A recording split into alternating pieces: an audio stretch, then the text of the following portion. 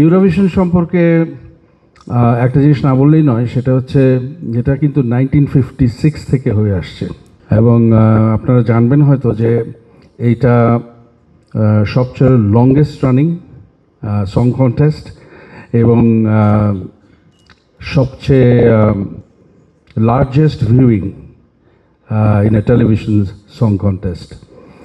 এবং যেটা আমার পূর্ববর্তী বক্তারা বলে গেলেন যে এটা ফার্স্ট টাইম এশিয়াতে হচ্ছে এবং ফার্স্ট টাইম দেয়ারফর বাংলাদেশে হচ্ছে।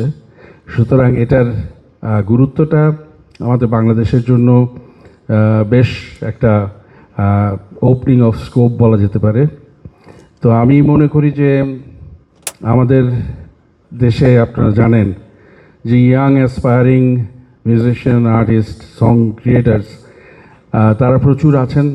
তাদের একটা প্ল্যাটফর্মের দরকার তাদের এক্সপোজারের জন্য এবং এই ইউরোভিশন সং কন্টেস্টের মাধ্যমে তারা ওয়ার্ল্ড ওয়াইড তাদের মিউজিকটাকে নিয়ে যেতে পারবেন। এটা খুবই ইন্সপায়ারিং একটা ম্যাটার।